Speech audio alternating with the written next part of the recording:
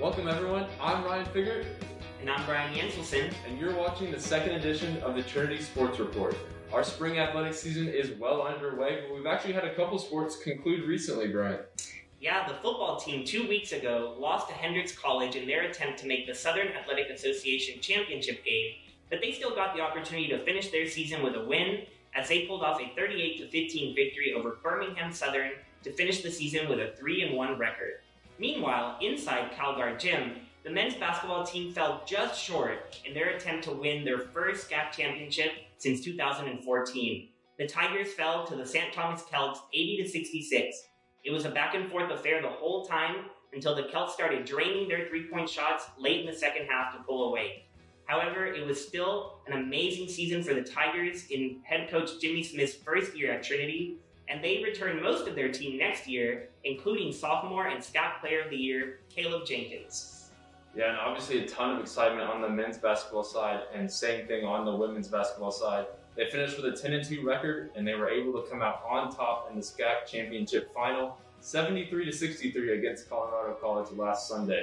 They were led by senior point guard Jordan Rudd, who had a career-high 22 points, peaking at the right time in her collegiate career. Ashlyn Milton and Haley Coleman were also named to the SCAC tournament team. And Trinity Athletics doing so much on the field. Let's learn about what they're doing off the field to give back to the community with Gina Monaco. Could you tell us what the mission of Trinity Buddies is? Sure. So I started Trinity Buddies when I was a sophomore in college. So this is our third year doing it now. And initially it was really just to give back to any kid in San Antonio. We had impacted little leaguers, some school kids, ranging from elementary to middle to high school. And now in my senior year with the Trinity Buddies United as One fundraiser, it is specifically to help out homeless kids and families in the Northeast Independent School District. But really at the root of it all, it's just to give back to as many kids as we can in the San Antonio community. You started Trinity Buddies, you mentioned, when you were a sophomore, and now you're a senior, but it's not something that every college student just decides to do, to start a charity. So what really sparked your drive to start a charity like Trinity Buddies? I think a lot of it had to do with me being a San Antonio native. I was raised in San Antonio, and funny enough, I actually went to baseball and basketball camps here at Trinity.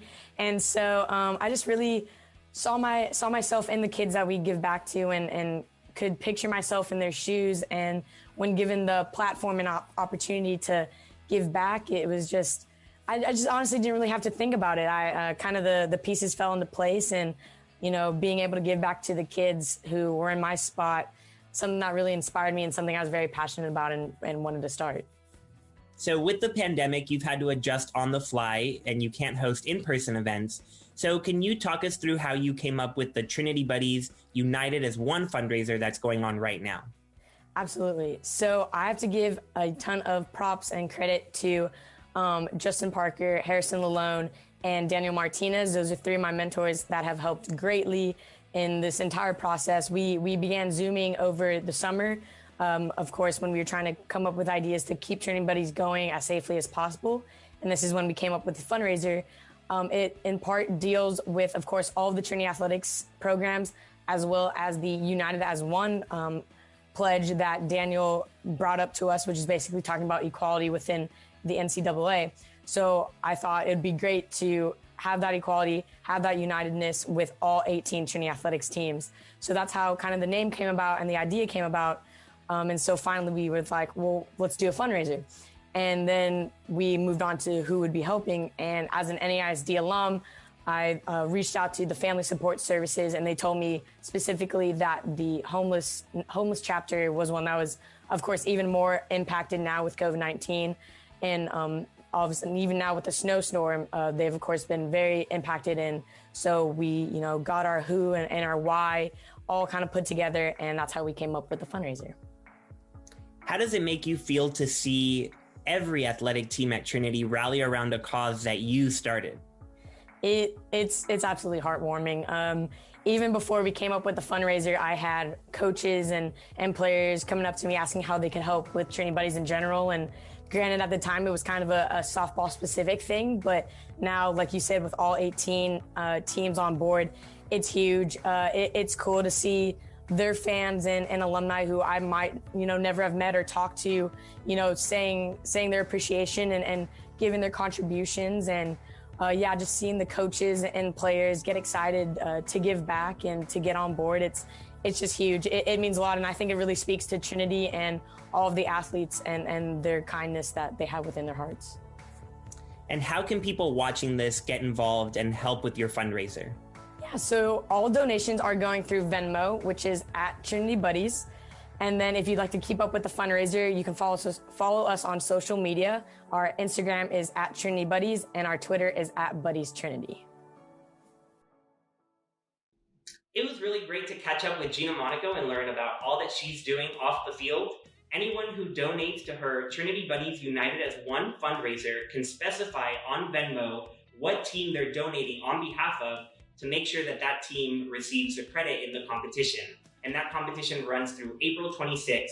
And as an extra bonus, anyone who donates at least $5 can get an amazing Trinity Buddies bracelet, and they can just specify if they want a white or a maroon bracelet in Venmo as well. Now, let's see what some of the teams that are still in action this spring are doing. Absolutely. Let's start off with track and field. Track and field recently got their season underway, first at home here with the Trinity Invitational, where they had 5 individual event winners, and then competing at the West Kitley Invitational last weekend. Paige Tagney was named SCAC Track Athlete of the Week for her performance in the 1,500-meter run, where she set a new personal best and broke into the top 10 all-time in Trinity's record books. After the West Kitley Invitational, 2 more Tigers were honored by the conference. The first was Sean Majors, who placed 5th in the long jump with a jump of 7.18 meters, the best in D3 in the nation this season. And the second was Avery Puig, who posted the best times in the SCAC this season for both the 100-meter hurdles and the 100-meter dash. Coach Whitehead has his athletes competing at a high level as we head into an exciting weekend for Trinity Track and Field, where they'll be competing in 2 competitions. A handful of Tigers will compete at the Texas State Bobcat Invitational in San Marcos on Friday, March 26th. Most of the team will be in action on Saturday at Texas Lutheran University's D3 Challenge in Seguin, Texas. Keep an eye on this Trinity Track and Field team. They've come hot out of the blocks in 2021. Trinity's baseball team sits atop of Division III as they're ranked as the #1 team in the entire nation. The Tigers boast a 10-1 record and are coming off a dominant win over Mary Hardin Baylor, thanks in large part to 5 RBI and 2 home runs from sophomore Brian Shaw. Shaw, the transfer from the University of Richmond, leads the Tigers with 6 home runs on the year. Junior outfielder Jack Vonderhaar has also blasted 4 home runs and driven in a team-leading 22 runs on the year. After spending almost the entire month of March on the road, the Tigers are finally back in this beautiful field behind me as they play their next 8 games at home, including their first conference matchups against Austin College. Men's golf were led by Conference Golfer of the Week Daniel Nunez to their 3rd team victory in 4 tournaments this season at the SCAC Preview Tournament. Nunez shot a 3-under 141 as Trinity came out on top at the Valor Creek Golf Club on Monday and Tuesday. They won't be back in action until April 12th and 13th at the Rhodes Spring Classic. That event will be held at the Miramichi Golf Club in Memphis, Tennessee, and following that, the team will return to the Valor Creek for the SCAC Championships. Trinity Women's Golf also came out on top at their SCAC Preview Tournament. All 8 Tigers who competed finished in the top 15 individually for the competition, headlined by Kiona Hisu, who finished 3rd. Trinity will be back in action next week at the Lady Crusaders Spring Invitational on Monday and Tuesday. The event is held in Stone Tree Golf Club in Killeen, Texas, and is hosted by the University of Mary Hardin Baylor. Good luck, ladies. The men's tennis team is coming off a couple of dominant victories against Concordia and the University of Ozark. Sophomore Hao Wynn and junior Christian Settles won the award of SCAC Doubles Team of the Week. This is the 3rd time the pair has won that award, winning twice in 2020. Settles also won the award for Individual Tennis Player of the Week in the SCAC. That was also Settles' 3rd time winning this individual award. The tennis team will next host opponents Southwestern and Shriner on April 17th.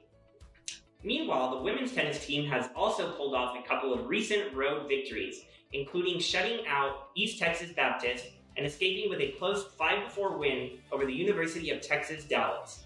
Seniors Zoe and Mary Kafin were named SCAC Doubles Team of the Week for the second consecutive time this year and the fifth time in their time at Trinity.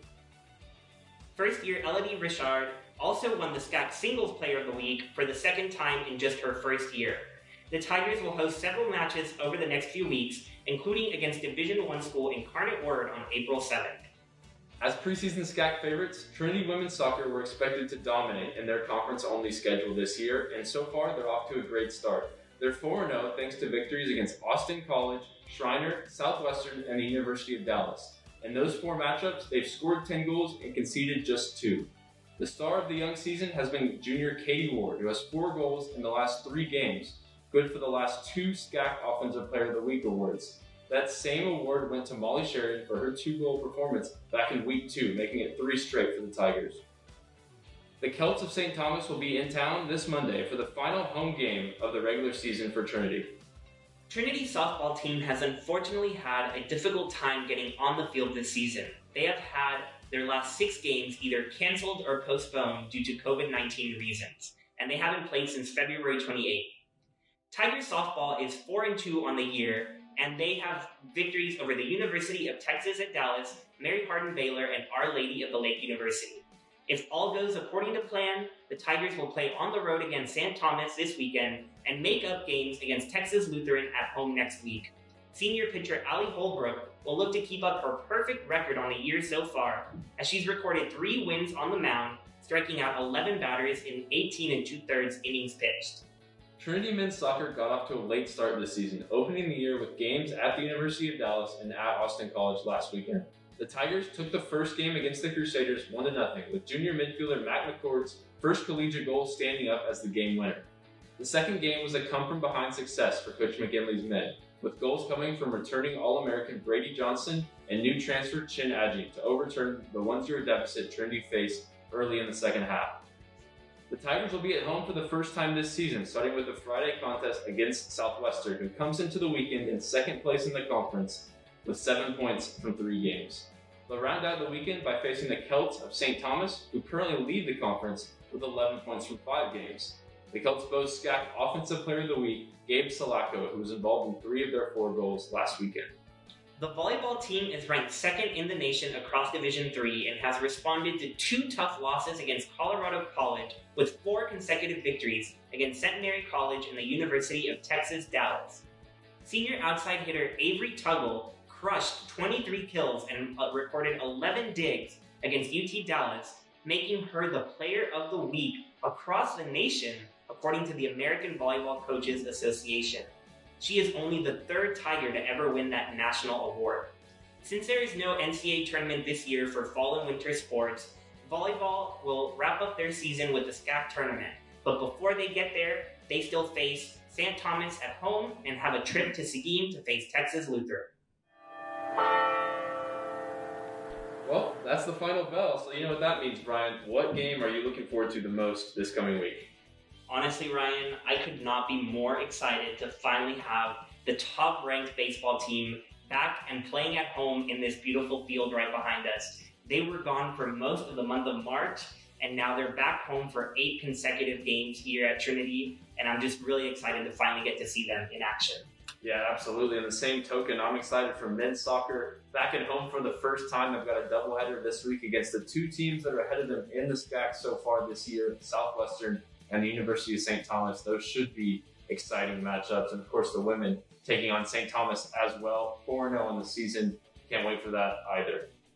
Well, Brian, that seems like it's a wrap for this week.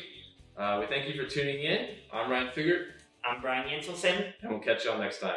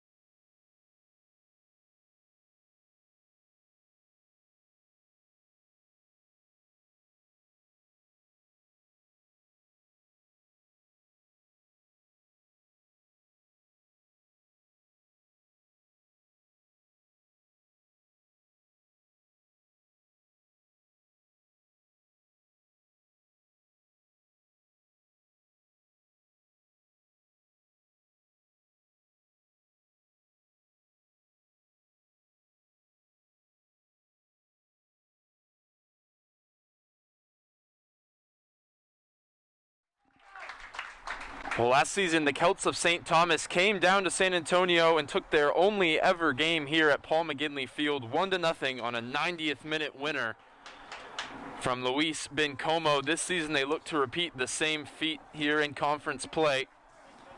The Celts led by Coach Ian Clearahu in his 4th season. The Tigers led by the mainstay, Coach Paul McGinley, in his 30th. Start with the starting lineup for Trinity. You see Juan Carlos Vidalis in between the sticks. He's played in all 3 of the Tigers games so far this season. Peter Blanc and J.C. Rule, the center back partnership. Jesus Velos and Jacob Galan stay in the back line with strong showings on Friday night. McCord and Vanderlee and Downs make up the midfield with Kyle Davis, Philip Dueñas, and Connor Jones the front line. For the University of St. Thomas, still have Rodrigo Lasso in goal, Darwin Garcia, Juan Gomez, Heiko Lineweber, one of the 3 captains, alongside Fabrizio Policastro, Tom Holsch, the final captain. Gabe Sulaco will lead the line, and the lineup is rounded out by Ian Alvarez, Danny Ramirez, Augustine Banos, and Felipe Marquez. The Celts wearing their all-red jersey, yellow letters and numbers, white trim, Trinity in their home whites, looking to grab their first home victory of the season at the second time of asking.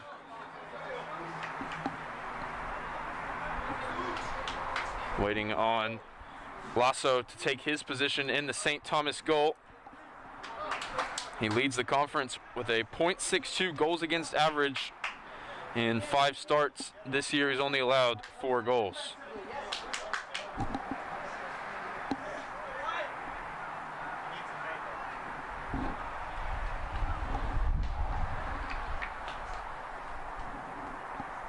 Pause to take in the rays of sunshine here on this beautiful Sunday afternoon. Slight breeze, much more pleasant than it was when Trinity kicked off against Southwestern on Friday night. And they kick off here. We're underway. Ball dropped off to McCord. And Trinity will find Jacob Galan, one of their first team all-conference selections from last season. 3 for St. Thomas. Holsch, Bencomo, and senior captain Carlos Marquez, who's now graduated, was named the SCAC Defensive Player of the Year.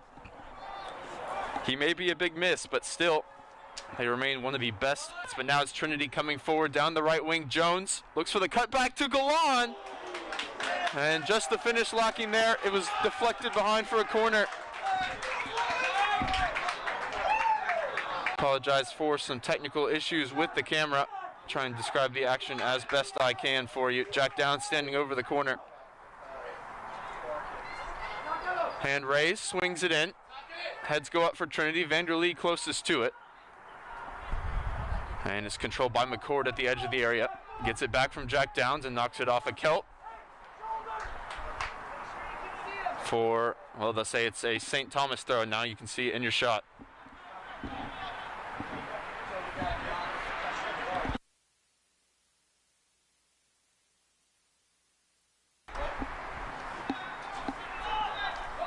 St. Thomas moving forward down the left side with Lineweber. Stay in, help us get out. Keep, box, Gabe. Saw plenty of throw-ins in the game on Friday with Southwestern. That ended 1-1. The Pirates grabbing a late equalizer. That canceled out Fraser Burns' 37th minute penalty. Burns starts on the bench today. As always, locked in the battle for the number 10 position with Jack Downs. 2 imports from overseas.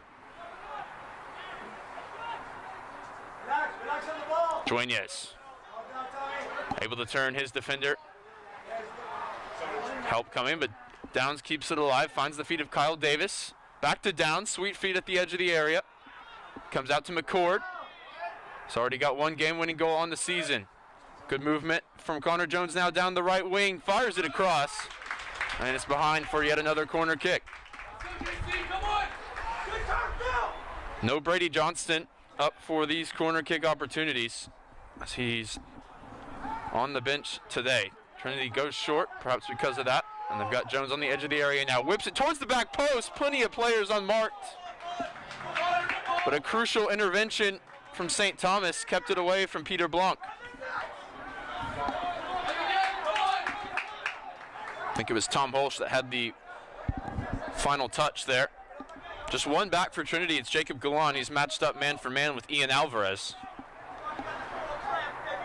If the Celts can clear, they may have an opportunity on the counter. It's whipped in towards the back post. Peter Blanc arriving to meet it, keeps it alive. Velos caught underneath it. Rule will try and track it down. Sliding tackle from the Celts, and Trinity will get back into their shape. Positive start from the home team. Joinies again involved, and again a Trinity throw. Velos, the right-footed player, getting the start at left back with the absence of Colton Wilbur through injury.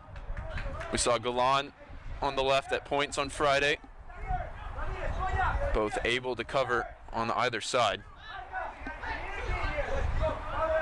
Velos made a crucial game-saving tackle in overtime. That will be on the season highlight reel up against DeHaven from Southwestern, who was in behind, had the goal at his mercy before Velos caught him up and preserved the draw. Trinity 2-0-1 after that draw on the season. Second in the conference on points per game, having played the fewest contests with 3. We go! St. Thomas, with 10 points from 5 games, find themselves in third.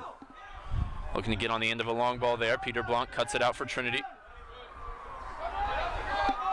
Downs out-jumped in the midfield. And a chance now for Alvarez to stretch his legs down the right side. Alvarez against Velos, allowed to cut on to his favored left foot. Cross met by Blanc. And the long shot blocked by McCord. Celts with a spell of possession here for the first time, about 5 minutes into this game. Time to turn for Pauly Castro in the midfield. And space down the right wing for Marquez. The ball's whipped in, overhit.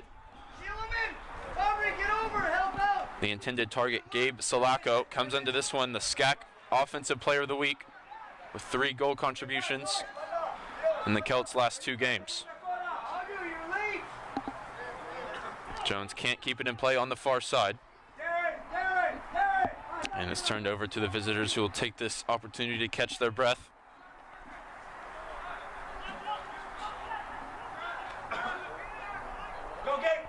Blanc wins the header from the throw. Good work from Lineweber to draw the free kick off Mac McCord. I asked Coach McGinley before the game what he expects from this Celts team, the Celts team that was able to come here and win last season. And he didn't expect the visitors to sit back and try and absorb the pressure, but rather to come out and really try and play. And he sensed a mutual respect in talking to the 2 coaches before the game. The Celts coming into Division III a couple seasons ago from the Red River Conference of the NAIA. And were actually able to finish 3rd in the SCAC last season, ineligible for postseason play. So Trinity, who finished just behind them on points per game, took their 3rd seed into the tournament.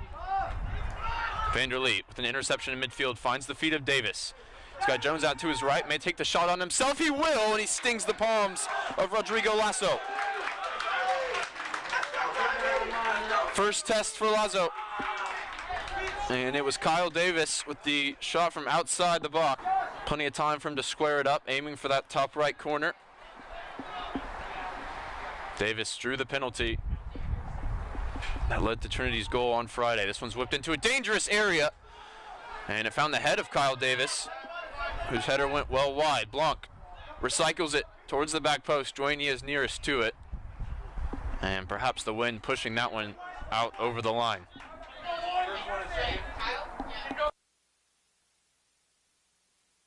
So strong start for Davis, who's playing from the start for the first time this season.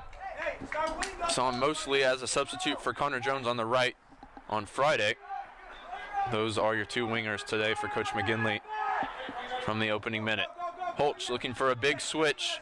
Alvarez with support coming from Marquez, but Velos does enough. Velos throw in to the feet of McCord. Finds his way back to J.C. Rule, who has a good ball down the line to Dueñez. right in front of me and the Trinity bench. Last touch was off the Tigers striker. Here's a chance for Salako, but he turns it over. That was his first real involvement in the game, the number 9 for the Celts. Dueñas unlucky there as the tackle from Paulie Castro popped it up onto his arm. Second leading scorer for the Tigers last season, Philip Dueñas, had 7 goals, 2 assists, including a big hat trick against Shriner. But nobody for either of these sides yet to score more than 1 in the early goings.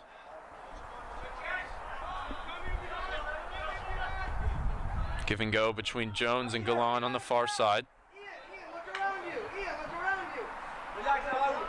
Eventually given away by Jones, and the Celts regain possession around the halfway line.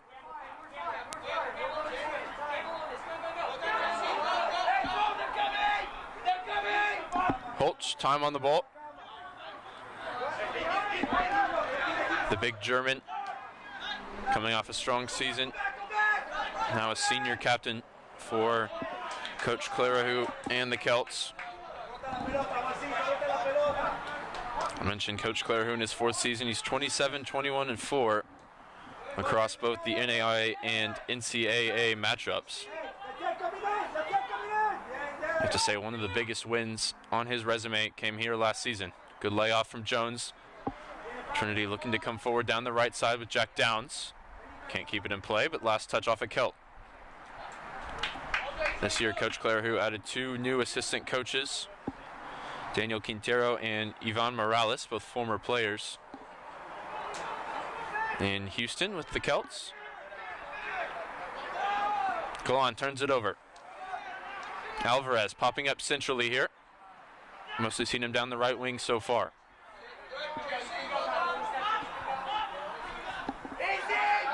The Celts formation pushing Trinity's wingers all the way back defensively. Kyle Davis not even in your picture, when he'd probably like to be pressing Juan Gomez here on the ball. You hear the refrain, back to the keeper from the Celts, but they play out of the pressure, and they've won themselves a foot race here between Alvarez and Rule. Rule the first to it. Vidales forced to just clear. It was Marquez who was asking his teammates to go back to the keeper and recycle the play. He does go back here himself to Tom Holtz. Holtz space to roam into midfield. Tackle comes from Vanderlee. And he spreads the play to Jones. Trinity not finding a ton of joy going forward since the opening 5 minutes. So you can see the tactical battle playing out on your screen. 3 at the back for the Celts in possession, as opposed to the 4 of Trinity. Back to Jones with space to whip it in. Davis the only one in the area. The cross comfortably held by Lazo.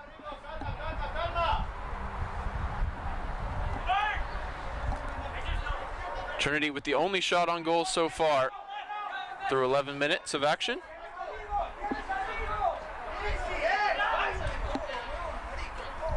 Some frustration actually from the Celts on their bench in terms of the speed of play.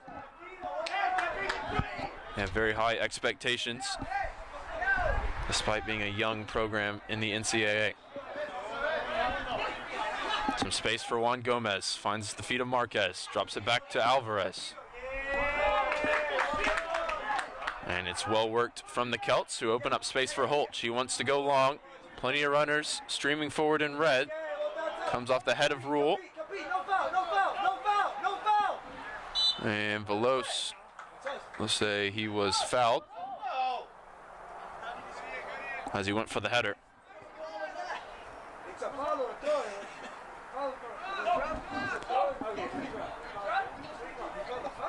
You saw the game plan there from the Celts. They worked it out of pressure and then looked for that long diagonal ball to the runs of Alvarez and Salako. Both plenty of pace to threaten in behind. McCord gives it back to Davis. Last touch off the junior winger. Kyle Davis out of Liberty High School in Plano, Texas. Started his career here at Trinity as an outside back, and they've moved him into the forward areas to make better use of his talents. McCord underhits that pass, looking for Vanderleet. And it comes off the hand of a Celt, Darren Garcia, who was not listed on the roster prior to being announced in the starting lineup today. Jones got his defender on toast on the far side, whips it down low, and Dueñas got there, but his shot was high. He was at full stretch. You see Jones easily gliding past the defender, firing it into the feet of Dueñas.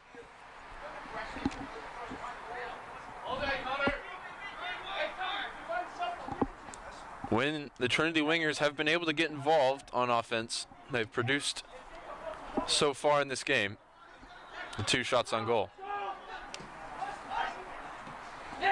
Worked around the corner for the Celts. Last touch off Alvarez. Davis tried to fire it off Marquez. It stayed in play, and Holtz sends it into the Trinity bench. Celts prepare the first substitution of the game.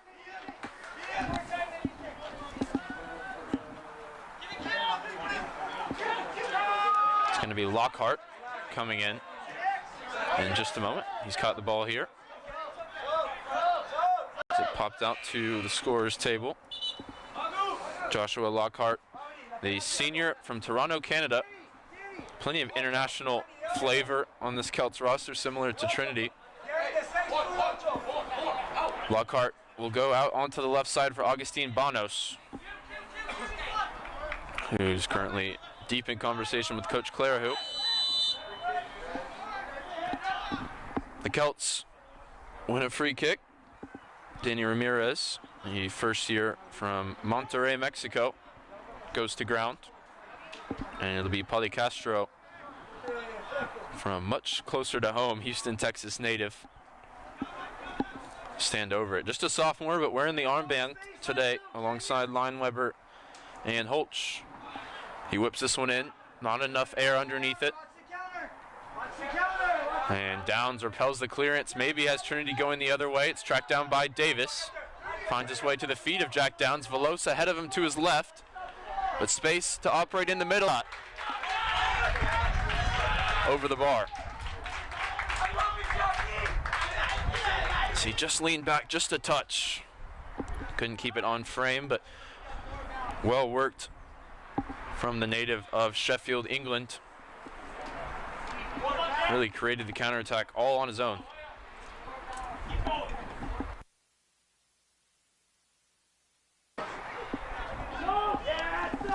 Gomez, pressured by Dueñas, will have to drop it back to Lazo. Swung around to Holtz. And goes back to Gomez. Holtz. Acres of space ahead of him as Dueñas finally comes to apply the pressure. See the 3-man back line for St. Thomas opening up lanes to pass. Here's Alvarez, drops it back to Gomez. Sulaco, a comfortable first touch back to his defender. Trinity's defender Peter Blanc makes the clearance. Davis keeps it in play. Downs puts it forward, and I think it came off the hand of Gomez. Referee says it's incidental. Well, he's already set somewhat of a precedent on similar incidents in this game. Ian Alvarez can't keep that one in play. The throw-in comes to the feet of Downs. Velosa beats Alvarez, gets a touch in the back, and is now finding himself in trouble in the midfield. Draws the free kick off Darwin Garcia.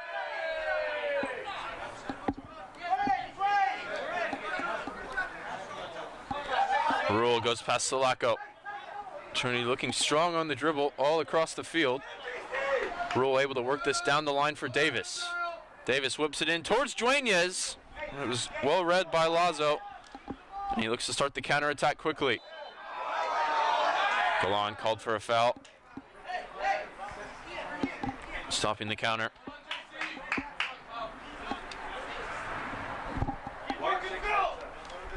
Didn't hear any mention of a hydration break in this game, so we should play right through the quarter mark of the game. Friday we did take that break as it was very humid. Today much nicer, 74 as you can see on your screen. Juan Gomez, plenty of time. Finds the ball forward to Ian Alvarez. Couldn't turn, forced to go back. Jesus Falos, the furthest forward, engaging the press for Trinity. Puts it out for a throw. Saw the left back there interchanging with Davis, who I mentioned has plenty of experience in defensive roles as well.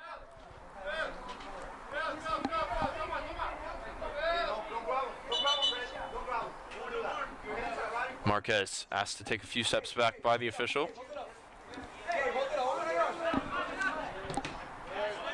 Another block from Dueñez, and Marquez has it in his hands once again. Goes back to Garcia, gives him a bouncing ball, puts a lot of trust in his right center back there. First touch is turned over to McCord, who in turn gives it right back to the Celts. They look for the long ball over the top. Rule stoops low to meet it with the head. Trinity regain possession. Vanderlee takes a bump from Sulaco. Turns it over to Danny Ramirez. Now Marquez. Alvarez looks to turn inside and hit the long ball over the top. That's towards Jacob Galan, who wins the header. Velos got a touch and Davis gets it clear. Dueñez offside, trying to jockey for position with Juan Gomez. It has to get over everyone because we're not around it to win the seconds. Okay? That has to. Ramirez drops it off. And the Celts work it forward down the left. Galan caught between a couple of defenders. He's continuing his run down the right wing. Ramirez able to shield it away from Jones as Galan has stayed forward on the right wing. Velos here locked in a wrestling match with Alvarez. Plenty of Celts forward in the attack. Alvarez eventually forced to just drop it off as Velos stuck to his task. Pauly Castro lets it go through his legs. And Lockhart couldn't control it. Now Dueñez going the other way. It was measured from Holch. But now here comes the Trinity attack. Downs dispossessed. And plenty forward now for the Celts on the left side. Pauly Castro slips it past Vidalis, but the flag is up. The flag went up early before Pauly Castro took the shot. And I have to say he was onside. Tigers bailed out there. There were a few runners, as you can see, but Pauly Castro was not one that had advanced past rule. He's the one that slid it into the net. And it should be 1-0 to the Celts, but Trinity, the beneficiary there. It was well worked from the visitors. You have to say, they've had the better of the play so far. Trinity looking to adjust to the three at the back setup that the Celts are deploying today. One of those three, Juan Gomez, sends that into touch for a Trinity throw. Velos goes down, holding his right leg.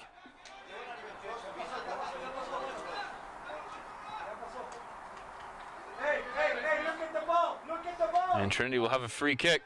Dangerous area. We saw Burns whip a couple of these into the box on Friday night. It's going to be Downs standing over this one.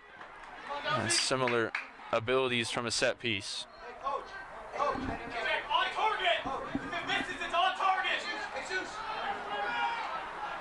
Two in the wall for the Celts.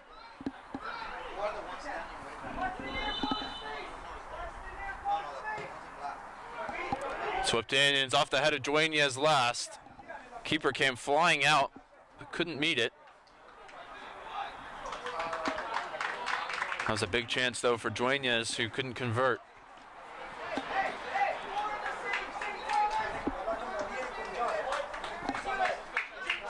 Subs readying themselves for Trinity. At least 4 about to make their way into the game. Looks like all in the attacking area. Somerville, McGuire, Agee, and Burns have checked in. And it'll be interesting to see if they come in with any different instruction from the bench in terms of how to match up with the Celts' shape in possession. We'll have to see.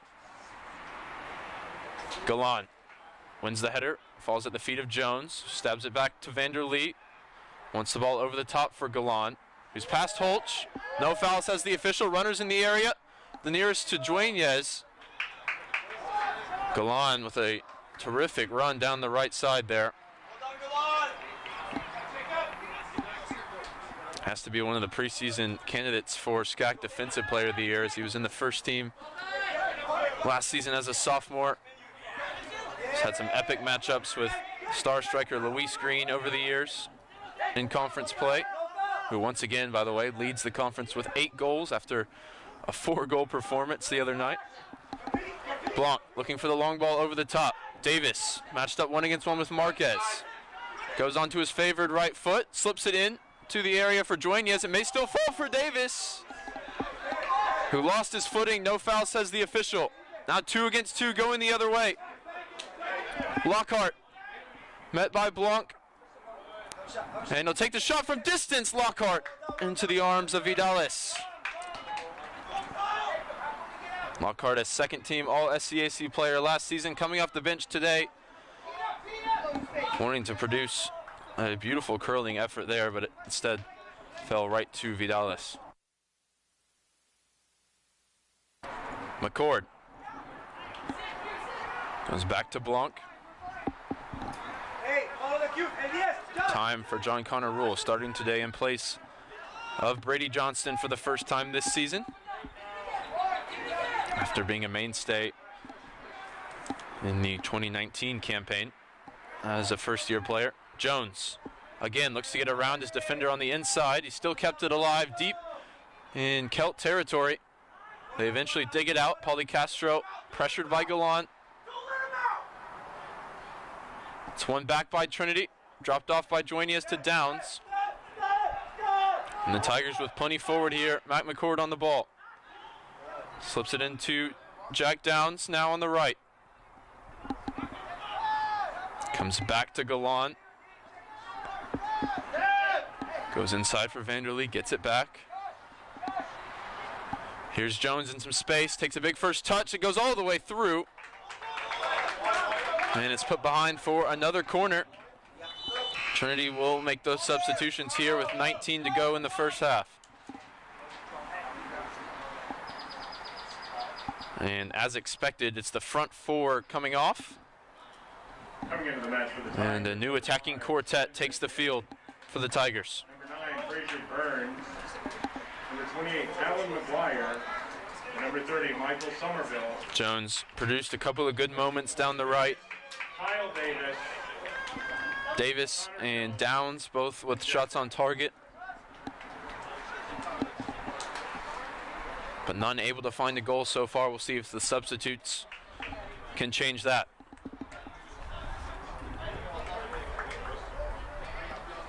Burns, the goal scorer from the penalty spot on Friday, will take the corner here. His first touch whips it in towards Michael Somerville, the fellow substitutes. Kept alive by McCord on the edge of the area, flicked on by Blanc, and eventually tracked down by Vanderlee. Burns on the right side.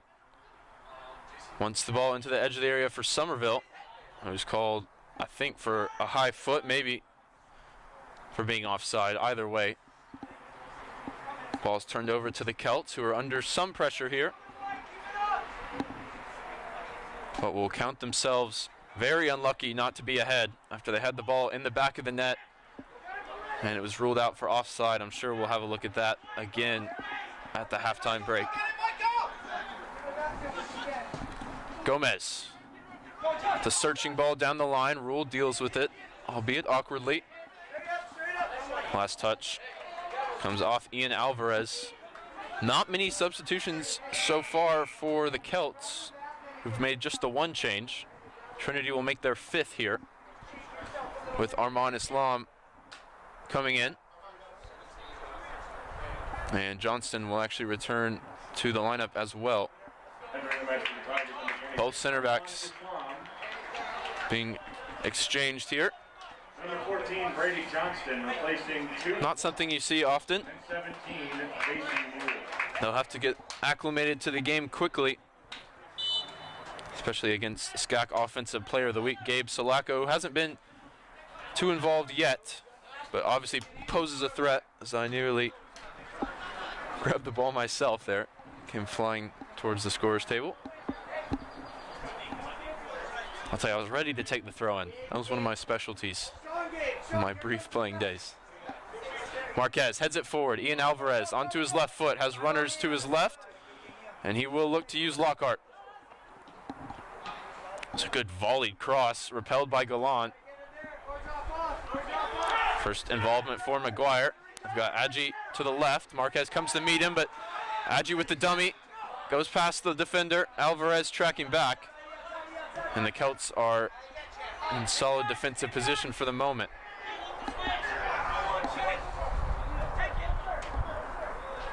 Velos wanted to flick it into the path of Burns, who made the run in behind. And now the changes come in the midfield as Vanderlee and McCord are replaced by Diego Gonzalez and Jake Simon. Replacing 10, Vanderlee, and 16. So the fullbacks, the only holdovers from these substitutions. Now 30 minutes into the game. The Celts, on the other hand, just the one change, as I mentioned moments ago. And that was Lockhart, who just put that one into touch.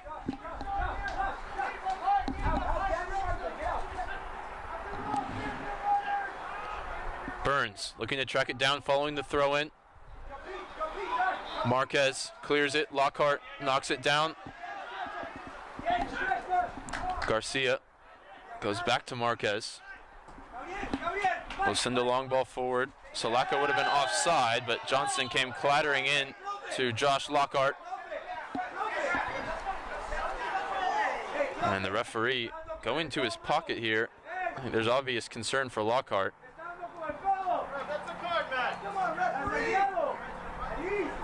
Johnston, no stranger to either an aerial battle or a yellow card.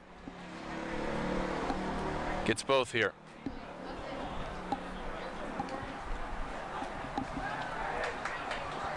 Lockhart, good to continue. But Johnston will have to be careful. His second yellow card in as many games.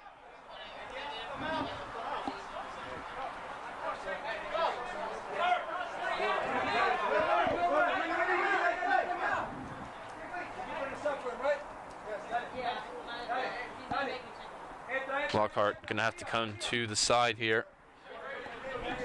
He'll be replaced by Araujo.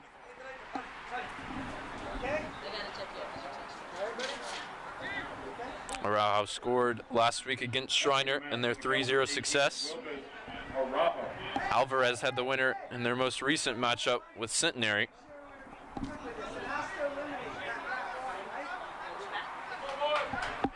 Marquez standing over this, plenty forward for the Celts, just on the edge of the area. He drives it, and it goes further left than he would have hoped. It's turned over to Trinity. Solid first touch by Burns. Pings it off Ramirez, out for a throw on the far side.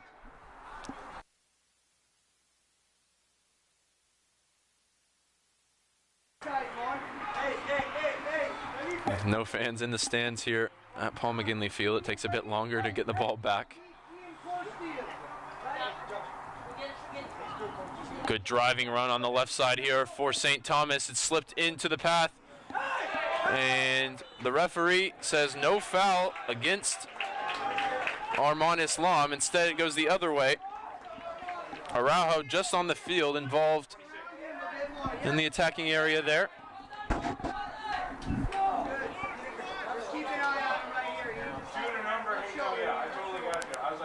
Simon drops it off to Galan. Johnson swings it over to Islam. Goes back to the senior center back, former All-American. His long ball searching down the right wing. Alan McGuire in pursuit. And he applies the pressure to Holt, who turns it over for a throw. Quickly taken into Simon, who's given time and space there in the midfield, finds Islam, gets it back. Now he's got his head up, about 40 yards from goal. Finds the feet of Gonzalez, cuts inside his defender, looks for a dinked ball in behind. It was Burns, the runner, but it was cut out on its way. And Marquez sends it skyward. Salako up against Islam, who wins the header and draws the foul.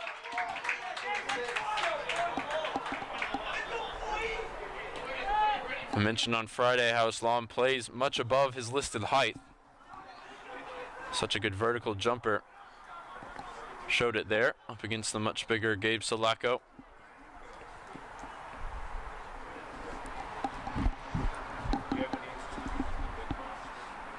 The Trinity throw on the far side.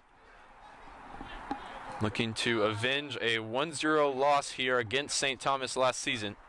And the only matchup competitively between these two teams. Well, you can park yourself over. It was just the 6th home loss in conference play for Trinity ever last season.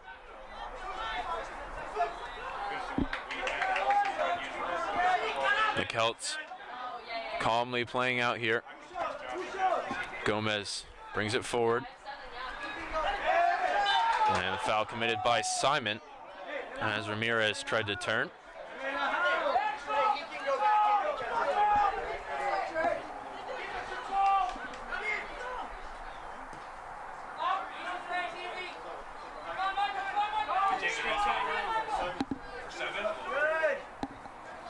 Ball down the left wing. Pauly Castro whips it in. Vidalis comes and claims.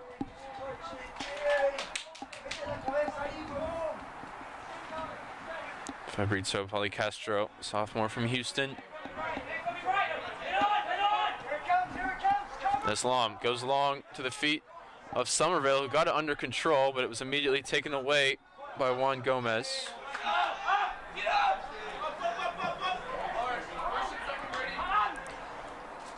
Johnston misjudges it. Simon also unable to clear, and now the Celts come forward. A shot from distance for Wilberth Araujo is harmlessly wide. They had numbers in the attack there after the Tigers couldn't deal with the long ball. Entering the match for the Celts, number 24. Lockhart good to continue after passing concussion protocol. Will come in for Lineweber.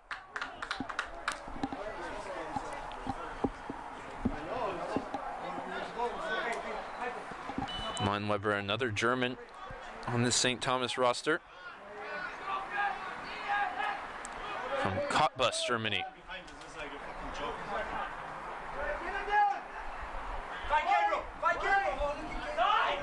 Now wanted the ball over the top for Salako, but Johnson was able to intercept, drop it back to his goalkeeper, Juan Carlos Vidalis.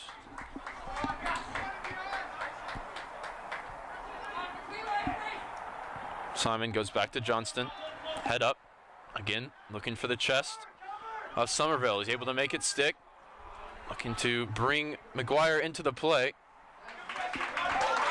He applies the pressure there against Lazo, the goalkeeper. And Trinity have a throw in an attacking area with 9 minutes to go in the first half. If you're just joining us, St. Thomas had a goal ruled out for offside.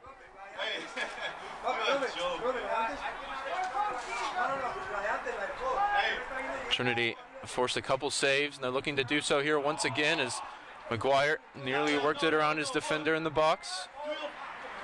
Burns keeps it alive with Somerville on the far side. And it's another Trinity throw.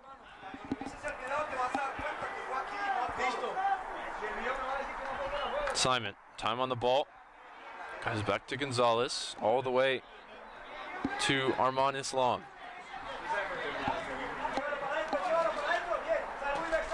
Jesus Velos saw the pass but couldn't make it. It's intercepted.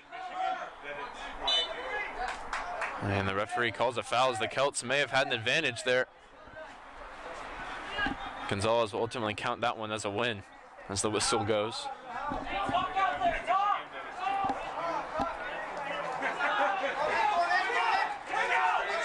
Burns applying the pressure with Adji. Simon now coming as well.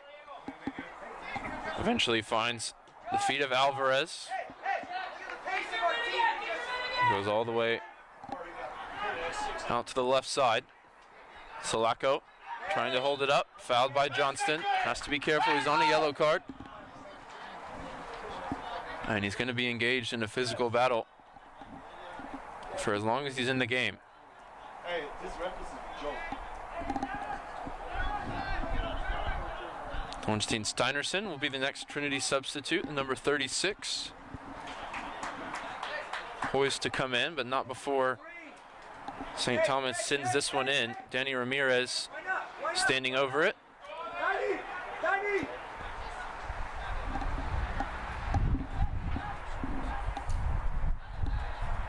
Now Ramirez heads into the box. He's actually made a run out to the left, marked by Burns. And Felipe Marquez is taking control of the free kick. He wants a dinked ball over the top. Couldn't match the run of Tom Holsch, his center back. Marquez is one that uses his body to demonstrate his feelings very well. Salako goes into the book for that shoulder barge against Islam. Marquez has demonstrated his frustration with his teammates a few times and has been in constant conversation with the coaching staff on this near side as well. Certainly a character out on the field.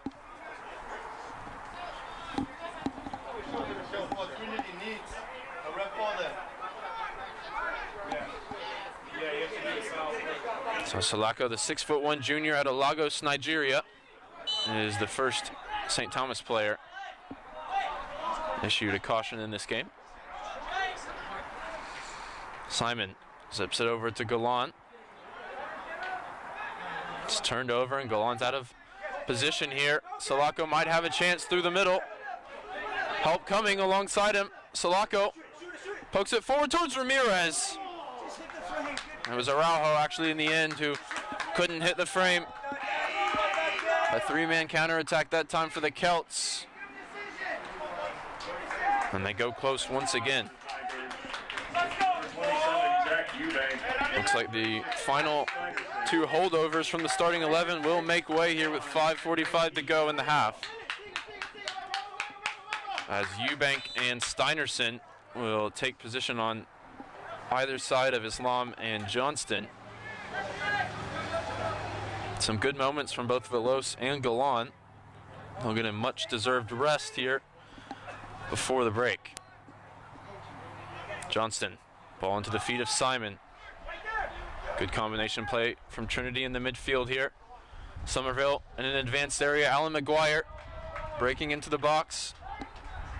Has it taken off his toes by the Celts, but Trinity remains in possession.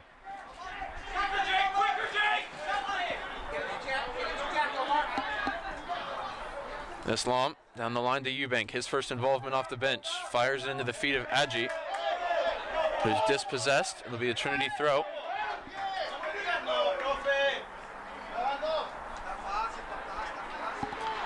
Throw into the feet of Burns. He's battling with it and called for a foul.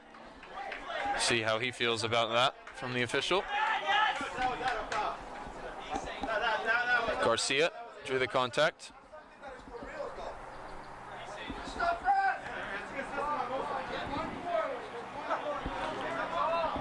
Gomez takes the free kick, goes back to his goalkeeper. Lazo has made a few saves in the half.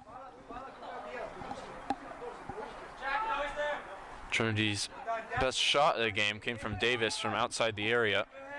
Their best chance probably fell to Duenas, His shot from inside the box went over the bar. Best chance for the Celts was in the back of the net, ruled out for offside.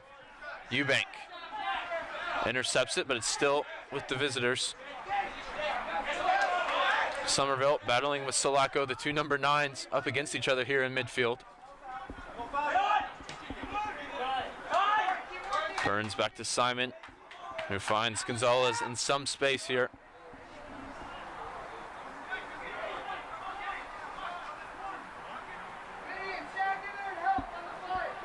Steinerson, a comfortable ball back to Simon, who asks a lot of Islam.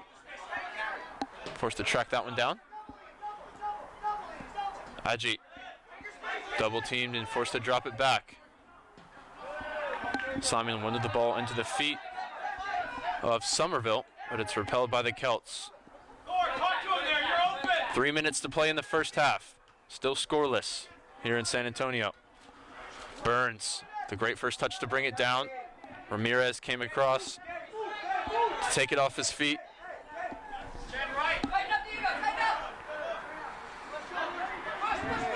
Garcia plays it safe, drops it back. As does Danny Ramirez. Holt's ball down the line and is intercepted by Johnston, who's once again called for a foul. And Trinity might do well here to take him off the field and not risk going down to 10 men. He'll trust the experience of Brady Johnston to see out the half. He's committed 3 or 4 fouls since that yellow card.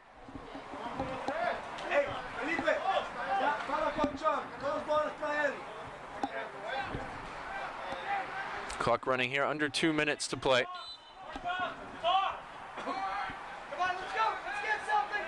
Ramirez sends it in for the Celts. Ajit does well to win it at the back post. Drop back to Simon. To Islam. Comfortably plays out of the pressure. Trinity now with numbers down the right. Steinerson's first touch is miscontrolled, but McGuire tracks it down for the Tigers. Gonzalez to Islam. Nearly dispossessed there by Sulaco. Hands on the head for Coach McGinley, who won't like to see that from Islam, playing with fire at the back. 1 minute remaining in the first half. Somerville down the right wing for Trinity. Defender on his back. Poked out by Holtz for a Tiger throw. Came back to Somerville. Had the ball taken away from him. Celts streaming forward here, looking to counter. Garcia drops it off to Ramirez. And here comes the big switch. Header won by Eubank. Hadji now applying pressure to Marquez, who took a bad first touch, ran out of play.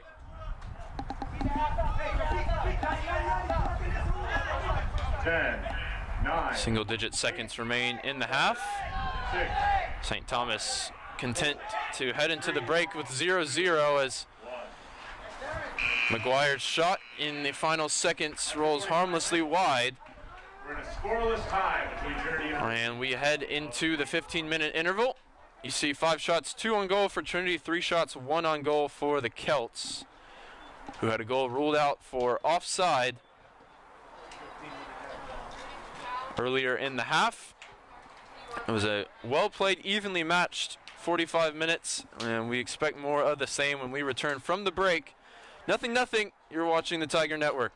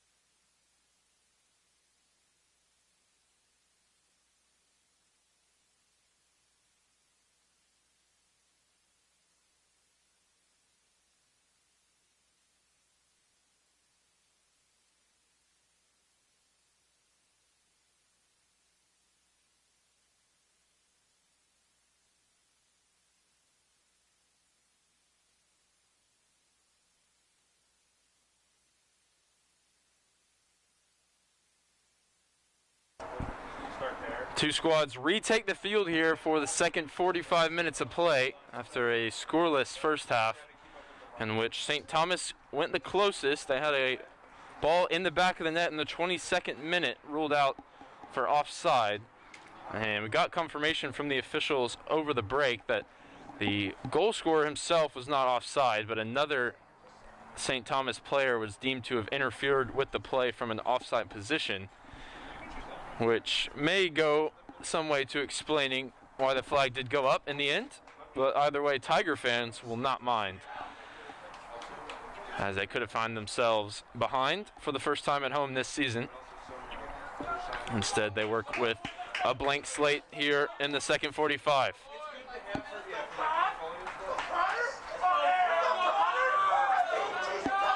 Looks like the same starting 11 with one exception.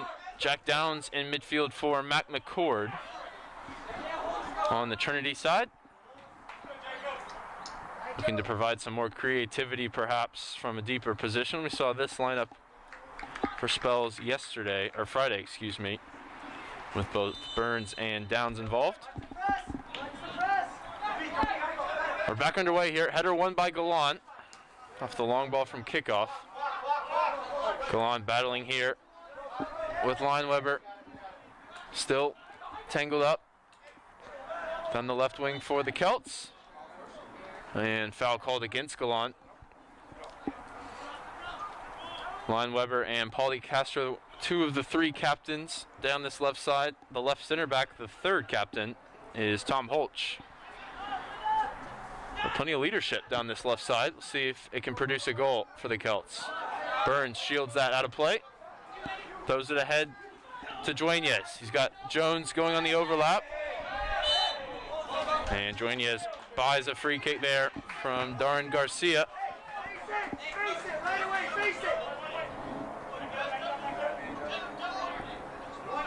Something I heard from Coach McGinley at the break is that he felt his team played their best 45 minutes of the season. They couldn't find the breakthrough. Go on with a giveaway there, an unnecessary giveaway. And St. Thomas goes the other way from the throw-in. Veloz tracks it down on the far side. Drops it back to his goalkeeper, Juan Carlos Vidales. So interesting to hear Coach McGinley praising his team to that extent after a couple of victories on the opening weekend and a draw yesterday. He felt that the first half today was the best they've played as a team so far this season. Overlap here coming from Paulie Castro. He's got space to move into. Jones tracking back. Paulie Castro puts it towards the back post. A couple of Celts are there. He goes all the way through. Arriving at the back post was Ian Alvarez, but he couldn't track it down. It'll be a goal kick for the Tigers. Definitely a clash of systems here that we've seen so far. St. Thomas, you have to say, getting the better of the wide areas with their wing-back formation.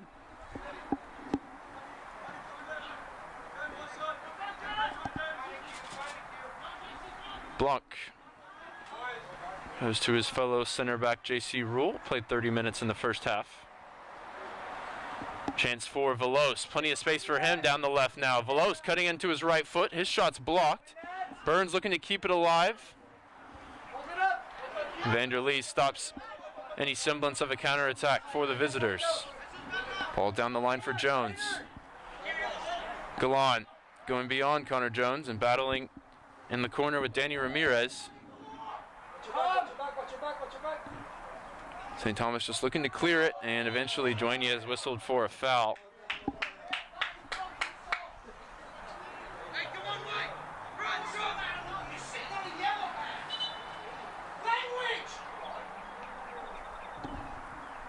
Danny Ramirez wins the free kick, and St. Thomas goes short.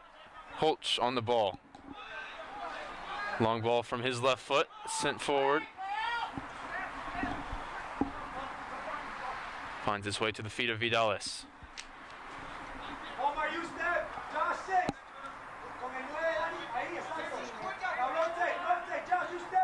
Blanc gives it back to Rule. Goes long down the line for Davis, who brings it under control with 2 defenders on his back. Trinity will switch the point of attack here. Blanc, head up. Goes to Davis on the far side. Great first touch from the junior. Sends it towards the back post. Jones arriving. Pauly Castro dribbles clear.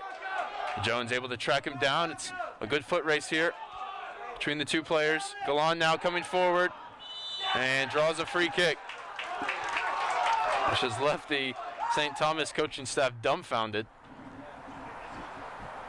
Some of these runs from Galan proving dangerous for Trinity from the right back position.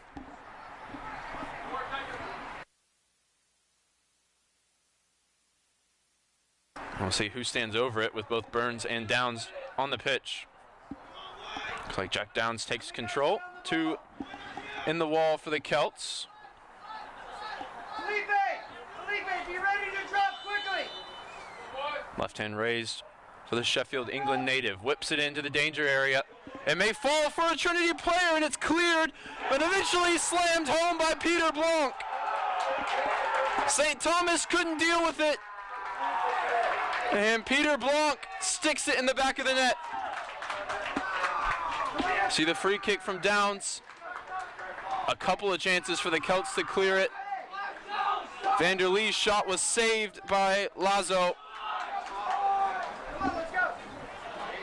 And his fellow Dutchman, Peter Blanc, up from center back, sticks it into the back of the net and gives Trinity the lead. 5 minutes gone here in the second half.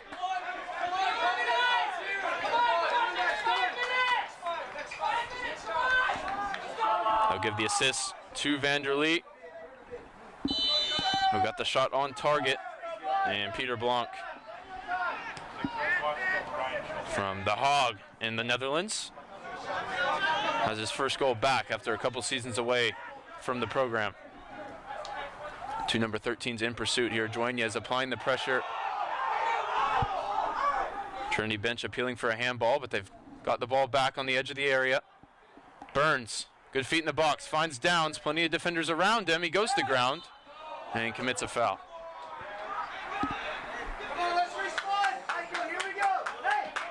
We'll see how the goal affects the run of play here for both teams. If either coach makes any adjustments tactically.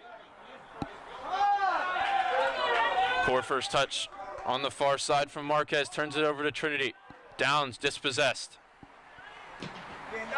Vanderlee fires it off of a Celt, and it goes all the way back to Trinity goalkeeper Vidales, who slices it out of play.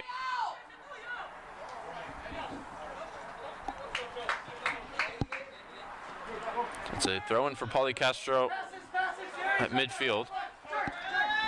Finds the ball into the path of Blanco, who's dumped to the turf by Burns, who dribbles clear.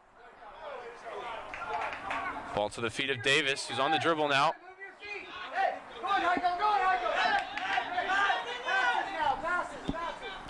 Blanco, excellent ball to the far side. Rule coming across to deal with it, and he does so. Lunging tackle from J.C. Rule. He hobbles away.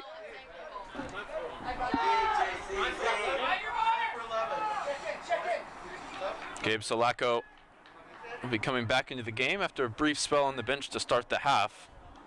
He's going to replace Ian Alvarez. The next opportunity.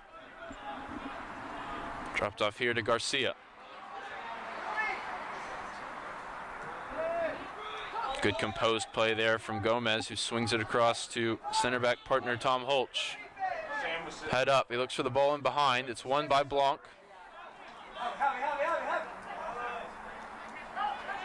Burns comes away with it. Wants the ball into the channel for Dueñas, who's onside. He's up by himself as Jones is coming to meet him.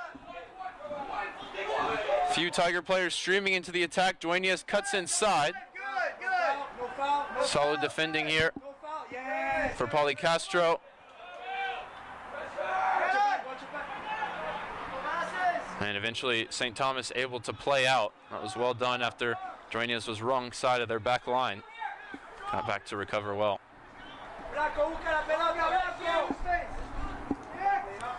Gomez with the ball into the feet of Lockhart.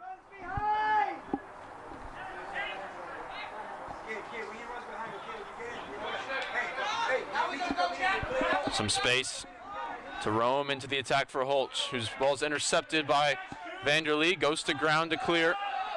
Trinity stepped their line up. St. Thomas had the run of play so far since the opening goal.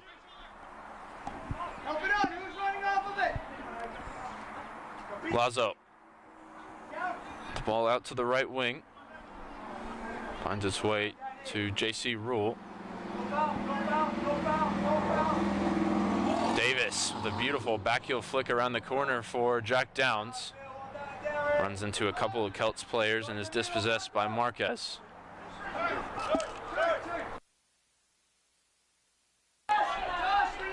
Jones intercepting the pass from Paulie Castro. Last touch off the University of St. Thomas captain. And it's a Trinity throw.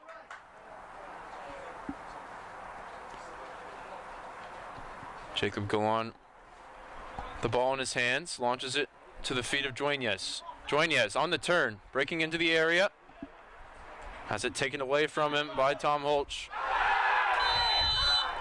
And Galan runs into the tackle from Lineweber, who's booked, I think, for the studs being raised in the tackle. We'll see on the replay. It was an impactful challenge, certainly. But with Jacob Galan involved, they usually are. That time, though, it's the Celts player who has his name taken by the official. Yeah, certainly at least a yellow card there on the tackle from Lineweber. Plenty of force, studs raised right into the ankle. Galan, lucky he's as sturdy as he is. Downs, another free kick whipped in to the danger area. Blanc rises to meet it. Vanderlee was on the ground when it fell to him. Velos tries to stop the counterattack here. Falls to the feet of Downs. Drops it back to J.C. Rule, popping up on the right side here. Ball into the feet of Jones, who tries to turn. The UST subs will have to wait. Two of them ready to come in. They've been biding their time here on the sideline. Any of Trinity throw-ins in succession down this right flank. It's been an action-packed opening 10 minutes of the second half. Gallant to Dueñez. Layoff from Burns into Downs, and here's Gallant, edge of the area. Lockhart in a foot race here with Blanc, who had the head start, and will comfortably drop it back to Vidales.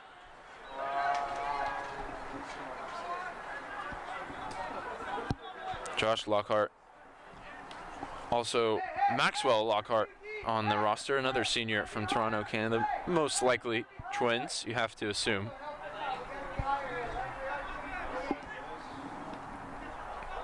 Dueñez looking to get on the end of this ball. Flicks it over the top of Holtz.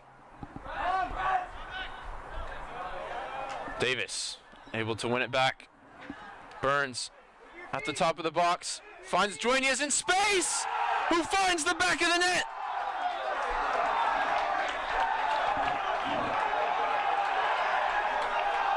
Burns to Dueñez. And Trinity double their lead here. Davis, the footwork of Fraser Burns. And the finish from Phil Dueñez. Nothing that Rodrigo Lasso could do about it. Goal for Trinity number 13, Philip Dueñez. And if Coach McGinley thought that the first half was the best they've played all season, he's got to be loving the second half here. Substitutions for the Celts. And 21, Jair Perez. Jair Perez and Gabe Salako will come into the game in response to that second goal. Dueñez, the first Tiger player to score twice this season.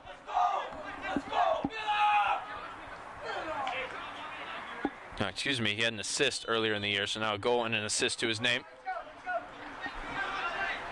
And he's applying the pressure here. It's been an energetic performance from Dueñas.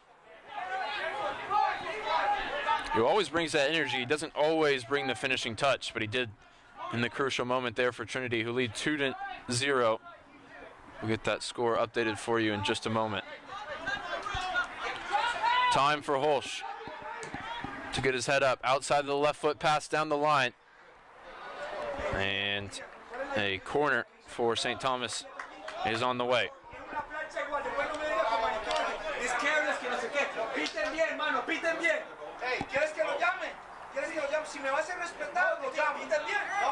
Free kick, or excuse me, corner going to be taken by Heiko Lineweber. It's whipped into the danger area. Header won by Gallant.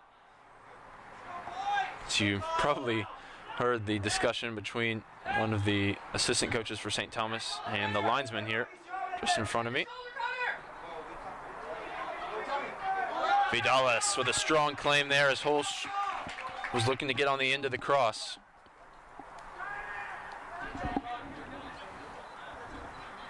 Working on my Spanish, but it's not good enough to translate and commentate simultaneously there, as much as I was interested in the content of their discussion. Flick around the corner from Davis, has Veloz wrong side of the Celts player, who brings him down. It's been lively from Jesus Veloz, playing in that position where his brother appeared so many times for Trinity. Despite coming in as a right back. Mitch Ganley sees Veloz, he says, all right, you can go play left. Burns standing over this free kick. Drives it low, finds Jones in space. He's isolated against the defender, but he got tangled up with Pauly Castro, who dribbles it clear. Maybe too honest that time from Jones, who stayed on his feet despite the contact.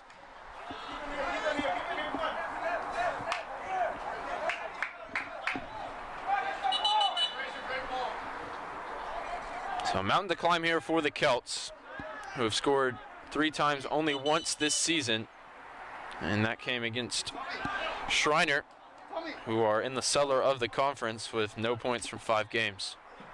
Much taller task here in San Antonio.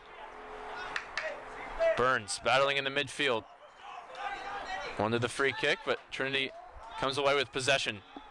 Strong forward play there from Dueñas, who's worked to get into the area now. Davis with the ball on the left side. Kyle Davis goes to ground. Nothing doing, says the referee.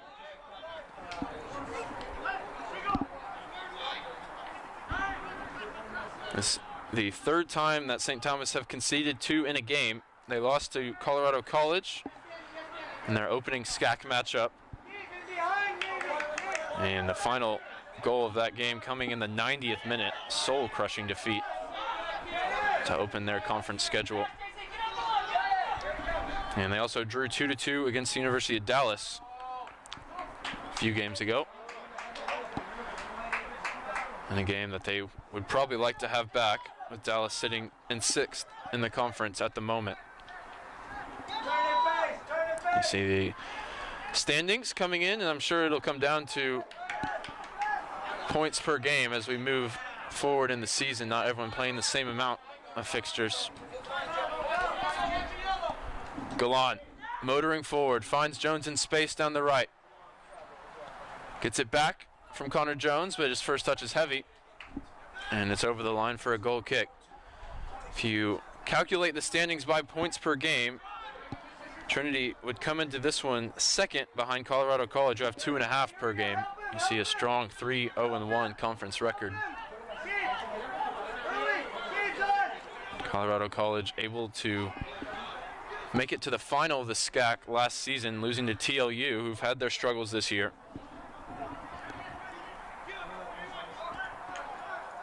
Very quickly, the SCAC becoming a 3-team, maybe even 4-team conference with these Celts involved, after Trinity had years of dominance.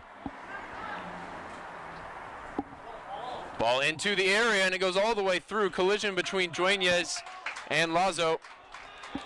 I was looking for the number. It's 21 SCAC championships, including 7 in a row prior to TLU's victory last season. And I'll get another look at it here. It's a dangerous cross whipped in. Dueñas couldn't get on the end of it. Instead, making contact with the goalkeeper. Hails from Katy, Texas.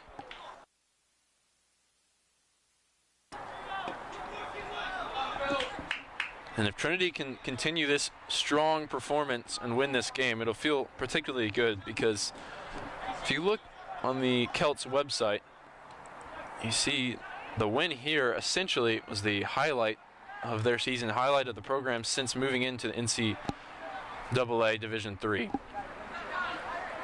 Multiple articles written about how the Celts came here and beat storied Trinity.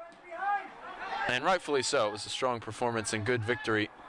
Only the 6th time, as I mentioned, the Tigers have lost a conference game on home soil. Ball lifted down the line for Galan. Has it taken away from him, but it runs away from Danny Ramirez, out for a throw.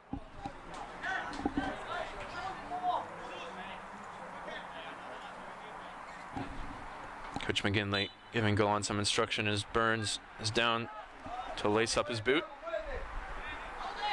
Dueñas holding up the play. That time going to ground to try and make the tackle. It's Burns who's tracked it down. Lost his footing. Blanc trying to step in, makes 3 consecutive tackles, and now Dueñas dribbles it clear. He's got Downs to his left, who goes all the way to the left for Davis. Steps past one defender, pokes it into the path of Dueñas. It's through for Veloz. Dueñas' shot's blocked. Trinity just looked the more up for it here between the two teams in the second half. Front foot defending from the Tigers, leading to plenty of opportunities, 2 of which they've been able to take.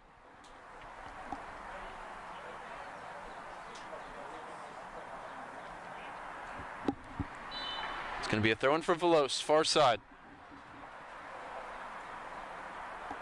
Into the chest of Burns. Again, thought he was fouled, but chance now for the Celts, maybe to counter. Line Weber. Dumps it off to his left with Ramirez. Goes down the line for Sulaco. He's kept it in play. He's up against Blanc. Gabe Sulaco wins a corner. Set it up. Coach, can you make it please? Benny, number 20. Steve, hold that Benny. Thank you, guys, thank you. Hey, we gotta have a good delivery. Line Weber preparing the in-swinging service from the corner. It's whipped right onto the top of the 6. Ball goes up in the air after the initial header. And referee spotted something he didn't like. It'll be a Trinity free kick in their own 18-yard box.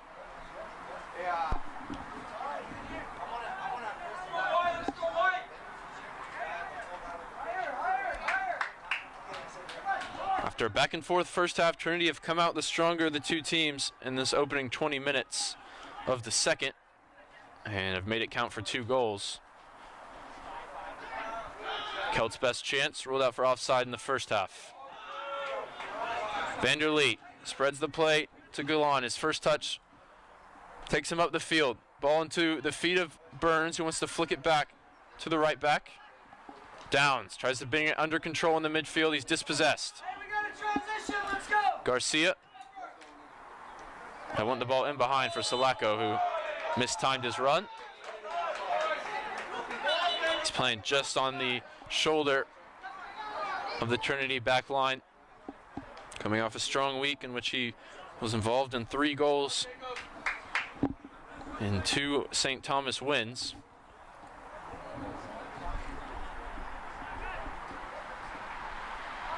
Has yet to really carve out an opportunity here in San Antonio. Veloz goes all the way back to his keeper. Vidales composed on the ball. Goes back to Rule. Plays it into the midfield for Downs, and now Trinity is up the left side with Veloz. Davis drops deep to get on the ball. Dumps it off for Burns, who poked it past the defender before the contact. Referee says nothing wrong with it. Burns always looking to find the run of Connor Jones to his right. He's running off a knock here, so you can see him hobbling.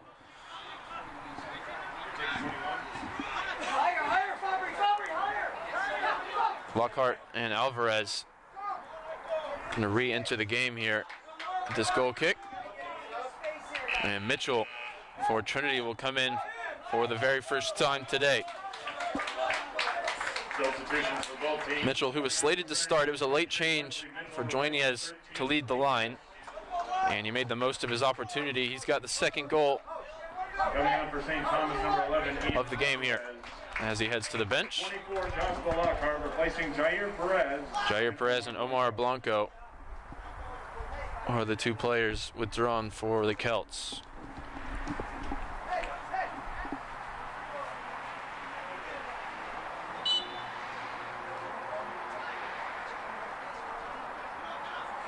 Vidalis sends Trinity up the field, not looking to play out this time.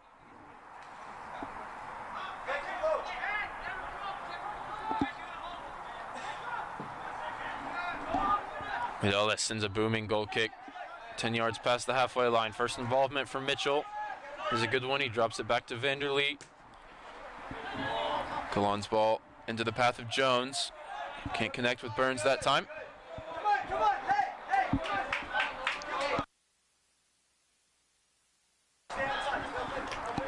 Golan wins the header. Davis goes to ground. And the Celts have possession with Marquez. Looks like they've switched setups to a 4 at the back.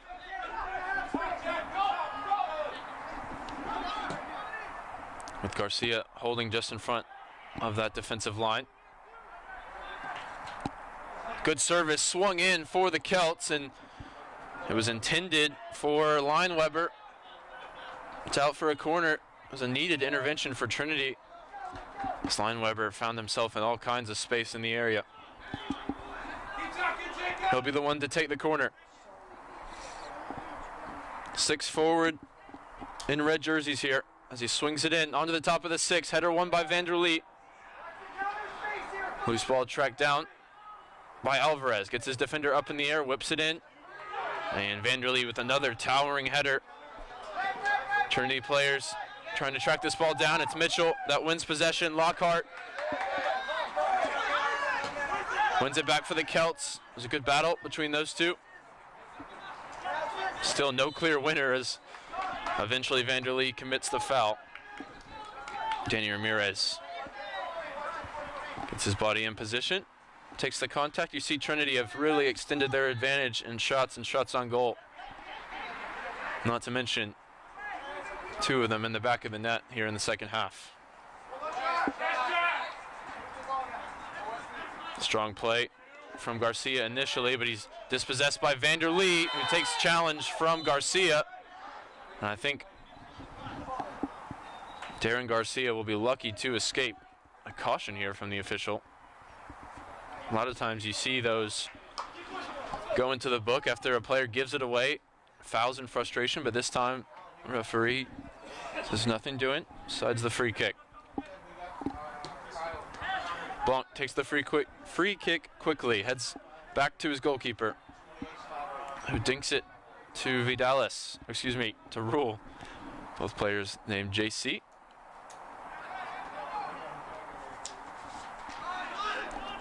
Brilliant service from the outside of the right boot. Has some space for Pauly Castro. Quickly closed down by Vanderlee. Jones now up against Lockhart. Jones got wrong side of Lockhart, and he's going to be able to get the ball across. So my vision was impeded. Juan Gomez made the clearance. Golan now forward down the right side. Couldn't get his hips around. And keep that one in play. Subs are coming for both sides.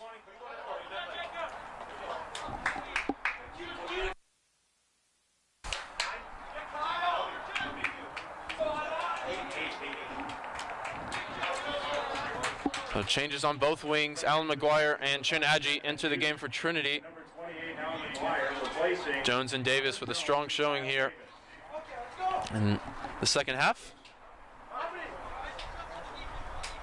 Substitution for St. Thomas coming in, number 20, Augustine Banos. Fabrizio Policastro will make way for Augustine Banos, who re-enters having started the match. Policastro not moving freely as he heads to the bench. Time for Gomez to get his head up. Sends the ball forward, header won by Gallant. Said that a few times today. Velos, give and go with Agi, who uses his head to great effect. And he's got it back now, left wing. Drops it off to Downs. Goes back to Rule. Ball into midfield for Vanderlee.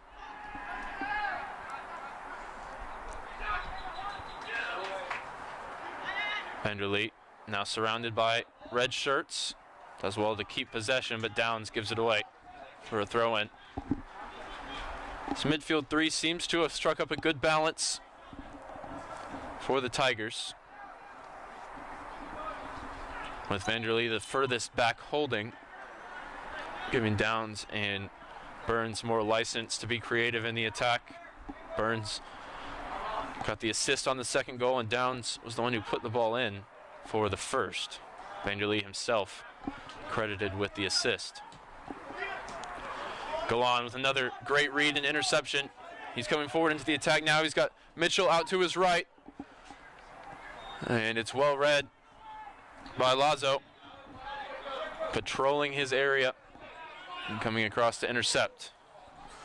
Ball poked by Vanderlee.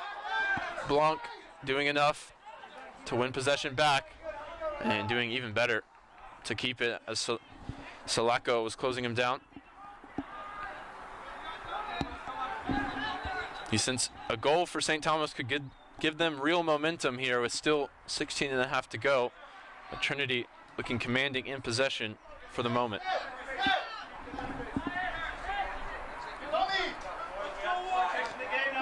All kinds of space for Downs in the center circle.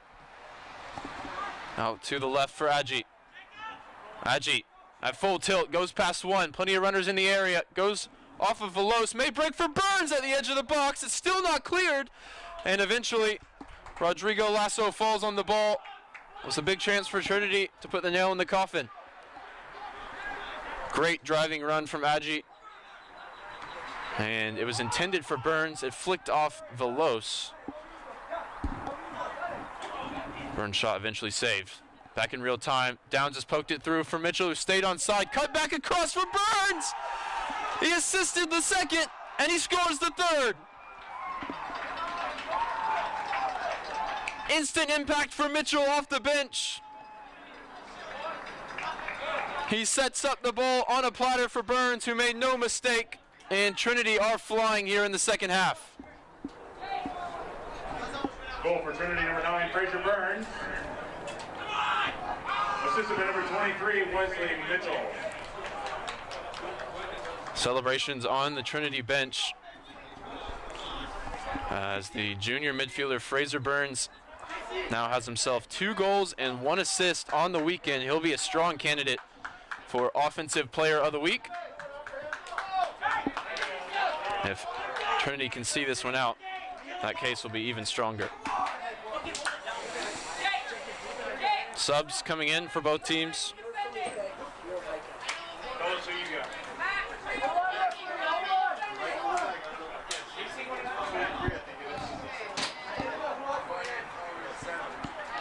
Simon in for Vanderlee. McCord in for Downs. Everyone else the same for Trinity. No, excuse me, Islam also in for JC Rule.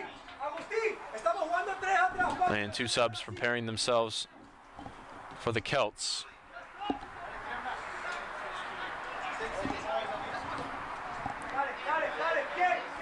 Blanc wins the header. Burns in pursuit. Good play by Danny Ramirez, but it's turned over as Mitchell intercepts with the slide tackle. McCord pokes it wide for Islam, who looks off the defender. It's actually Tom Holch, who's now playing up alongside Sulaco as a number 9. That means they're light at the back as Mitchell slides it through for Jesus Veloz. He could seal it, and he does! The 4th goal for Trinity goes to Jesus Veloz. Goal for Trinity number 19, Jesus Veloz. Another assist for Mitchell, a perfectly weighted through ball. And Veloz kept his composure and tucked it into the back of the net. Coming on number 18, Wilbert Correjo, and 19, Calvin Cardona. His first collegiate goal has Trinity ahead 4-0 here on home soil. They couldn't get the win on their home opener, Catching up on previous substitutions on the field for Trinity. and they took that personally. Number 18. They came out here and put a beating on the Celts in the second half.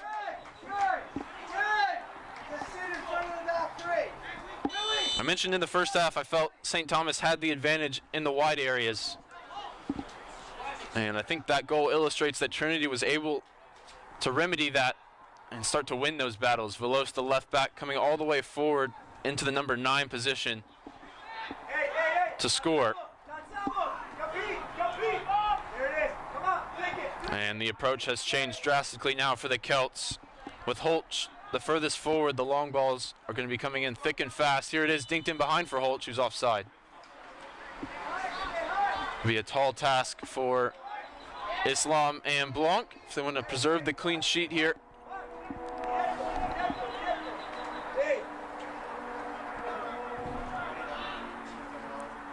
McCord drops it off to Simon, who gives it back to him.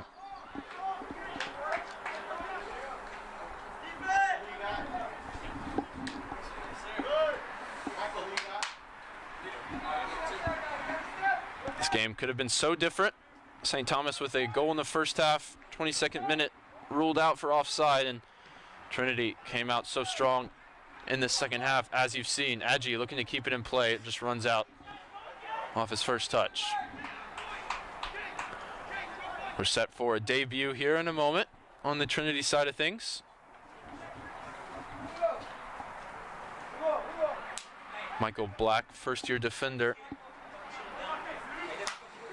set to check in. Here's Adji, the sophomore transfer. Goes past his defender with ease, pokes it across. It's intercepted by Lazo, the goalkeeper.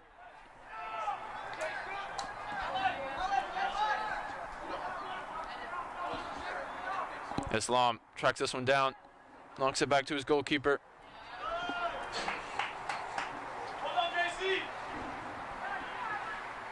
Adji, ball around the corner for Veloz, who stayed forward. Veloz easily past the defender, and now past another. Veloz wants to slide it through for McGuire. This pass was under hit, tracked down by McCord.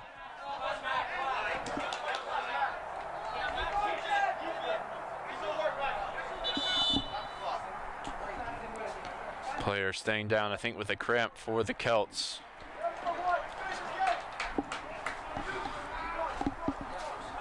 And the message from the on-field captain, Jacob Galan, now with the armband on his left bicep, is finish this game out, preserve that clean sheet, and if possible, pour on the goals. Both teams wholesale changes on the way, including in goal for Trinity.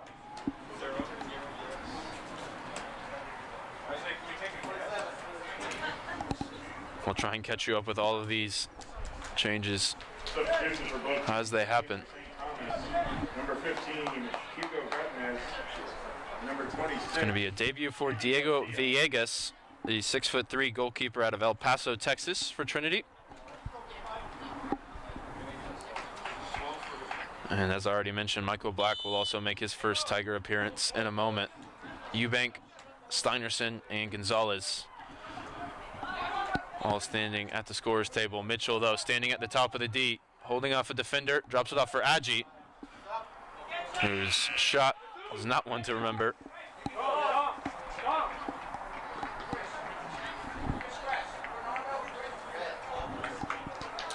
Substitutions for Trinity now in goal, number 0, Diego Villegas. So Villegas takes his place in between the sticks for the Tigers. Vidales Day is done. He's got a shutout for the second time this year. And number 36, Thor Steinerson. Most of his work came with his feet. Congratulations now in order for Velos, who's mobbed on the bench, coming to the side. He scored his first collegiate goal for the Tigers' fourth. We'll see if the subs can keep the momentum for the home team. There's Michael Black's first intervention, put it out for a throw.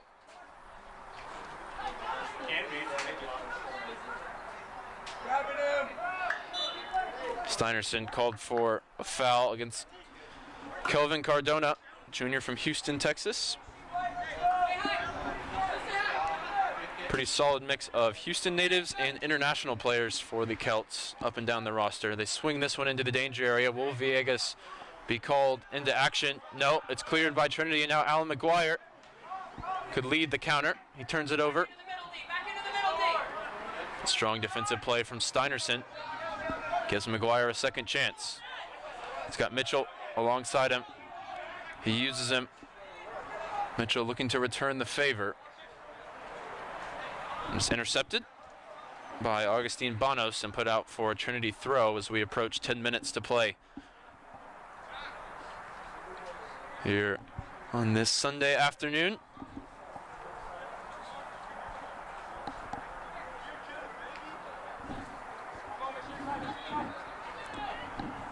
Throw in to the feet of Gonzalez, who wins another to be taken by Steinerson. Long throw from Steinerson. The Celts weren't expecting it. It's held up for Wesley Mitchell. And he had it in the back of the net, but it'll be ruled out for a foul. Or maybe for a foul throw. That would explain it. Unfortunately, Steinerson looks like he came onto the field as he took the throw. It was terrific. Disguised it as a short throw and ended up finding Mitchell inside the 6, who finished. Still got time to find his goal, having already assisted 2. Here he is, challenging the St. Thomas back line. Have to slice a clearance into touch. Simon, an intervention in midfield. Steinerson drops it back to Black. Goes all the way back to Villegas. Islam turns it over in a dangerous area. Chance for St. Thomas. And they take it 4-1 on the mistake from Arman Islam. With 9 minutes to go, that'll either spark a comeback or at the very least be something to take back to Houston for the Celts. Ian Alvarez scores for the second consecutive game. That one a gift.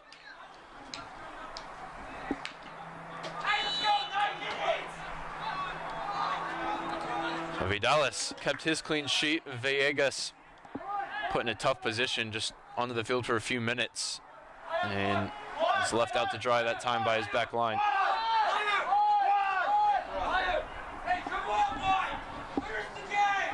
Suddenly the momentum in favor of the visitors. Simon concedes a free kick. You see, it's been all Trinity in the second half up until that moment. Soccer's a funny game.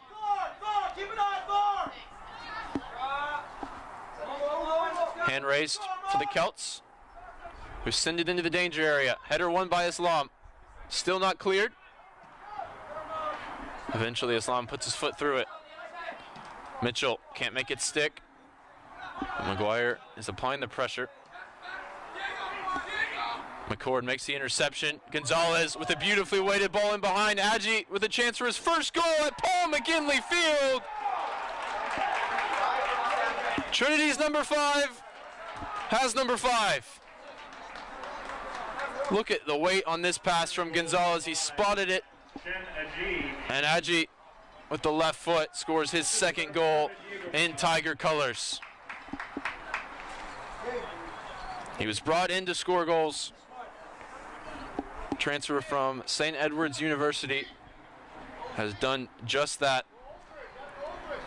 A pair of goals in his first 4 appearances in the maroon and white.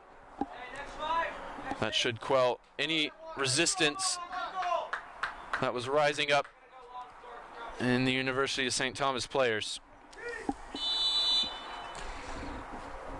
And a huge offensive performance here in the second half. Has Trinity in a commanding position.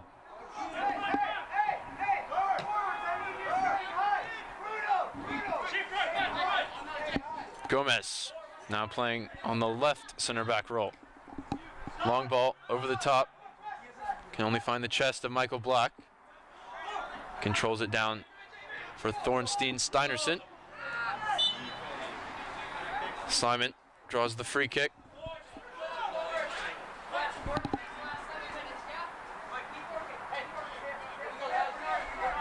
Simon picks up the ball from the free kick, spreads it wide to Islam. Eubank with the ball around the corner for Adji.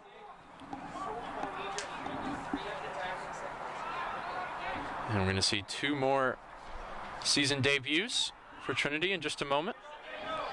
Mitchell able to turn. Adji now on the left. Fires this one across. And the clearance by Bonos puts it out for a corner. And we were going to see Chris Naylor-Gress, native of London, England, and Bernardo Orozco, native of Mexico City. Substitution for the Tigers, number 31, Chris Naylor-Gress. Coming in here. First appearance for both those Tiger midfielders this year. For 17, Danny Ramirez. For the Celts, Omar Blanco will re-enter. And it looks like Danny Ramirez's day is done. Won quite a few duels in the midfield, but the trio of Vanderlee, Downs, and Burns, too much to handle for the Celts players in the middle of the park. Two hands raised for Trinity, and the service is sent in. High arcing delivery towards the back post. Salako pokes it up in the air. Clearance only reaches the edge of the box. Orozco, first involvement. He wins the header, knocks it down for McGuire. Breaks into the area, passes defender, cuts back onto his left foot. Service sent in, was closest to Adji. Still not cleared as Alan McGuire scuffs a volley into the waiting arms of Rodrigo Lasso, who came into this game with 4 shutouts in 6 appearances with just a .62 goals against average. That's certainly been spoiled here as he's seen 5 balls go past him. Michael Black with a big win from the goal kick. Salako past to Roscoe. Gabe Salako has it poked away from him by Bernardo Orozco, but it's still with the Celts, who cross it in from the left side. Trinity able to clear.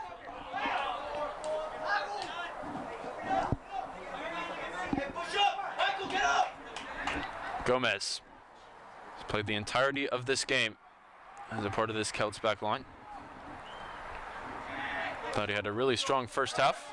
I can say that about a lot of the Celts players. It hasn't gone the same way in the second. Here's Pindola.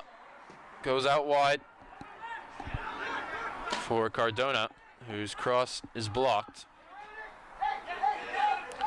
Orozco to McGuire. Gress, the well-weighted ball to get out of pressure. Mitchell takes the contact. Referee plays advantage. Steinerson the furthest forward. Mitchell stayed down behind the play. Gonzalez has it for Trinity. Orozco. The sweeping cross-field ball. Mitchell still down as Adji is fouled just about 25 yards from goal.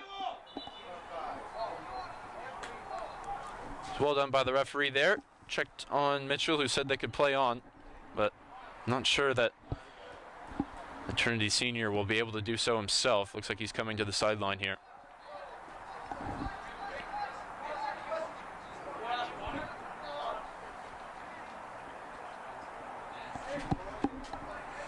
Dangerous free kick opportunity for Trinity when play resumes. Looks like Mitchell will be able to carry on. No, Somerville has been called off the bench to play the final 3 minutes, 55 seconds. Maybe get his name on the score sheet for the second time in the campaign. Subbing in for Trinity, number 30, Michael Somerville. As Mitchell 23 is now off, you have to say great performance from him.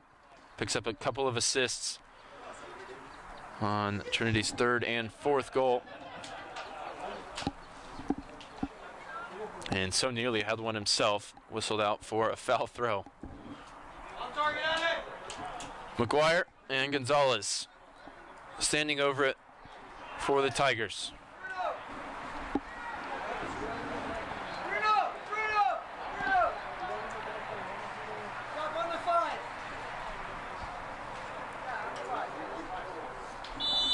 Looks like McGuire to take. McGuire does take. Not his best effort. That's comfortably wide of Lazo's near post.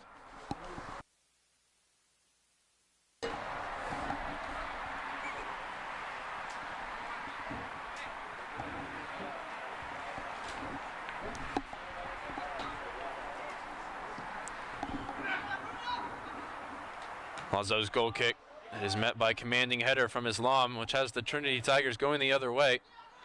Somerville looking to hold it up. No teammates around him as the Celts close in on the Tigers striker. Last touch off Somerville and out for a throw. Orozco with another header one.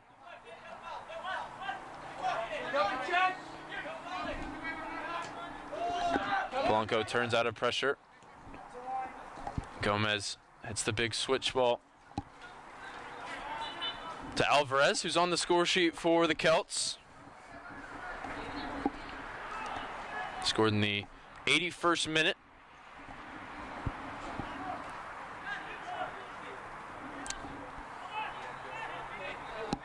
Continues his strong run of form, having scored against Centenary in the 1-0 win last week.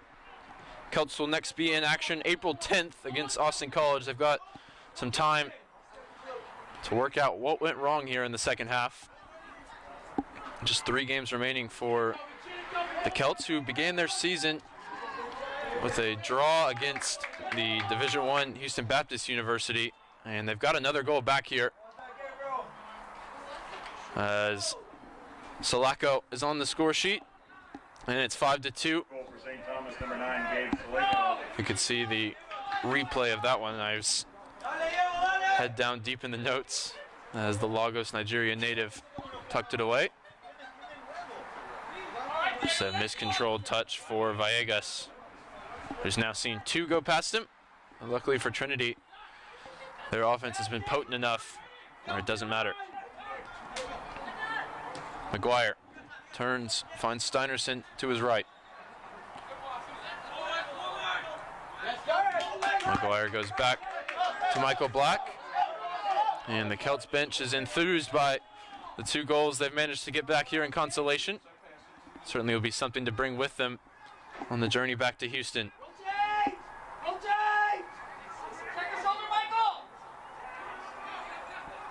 Adji applying the pressure for Trinity. Goes back to Michael Black. Takes a touch around Pendola. Cardona played around by Steinerson and Orozco. It's at the feet of McGuire. Steinerson, give and go with Gonzalez. Thorstein Steinerson down the right wing, puts the ball in towards the back post. Adji won't get there. Just good interplay 1 minute remaining from Trinity as we approach the 1-minute mark. We'll go through the scoring summary of this game for you. In case you joined us late, it was a closely contested first half. Yellow cards for both teams and a goal disallowed for the Celts. But in the second half, it was Trinity who got off to the hot start. Peter Blanc scoring, assisted by Quentin Vanderlee after Downs took the free kick. And then Dueñez scored off the assist from Burns and Davis. Burns then himself was able to notch one off the helper from Wesley Mitchell, who also dished it to Jesus Veloz for Trinity's 4th goal. It was 4-0 before Ian Alvarez grabbed the first goal for the visitors. Adji put it beyond any reasonable doubt off a beautiful assist from Diego Gonzalez, and Gabe Salako scored the second for the Celts, and that will be the final. 5-2. And Trinity's best performance of the season thus far, undoubtedly. And we'll get a look at the fifth goal. Just over the head of Juan Gomez onto the foot of Agi, who made no mistake and scored his second goal in maroon and white. Here was the opener. Downs, free kick, and St. Thomas failed to clear it. Blanc made them pay.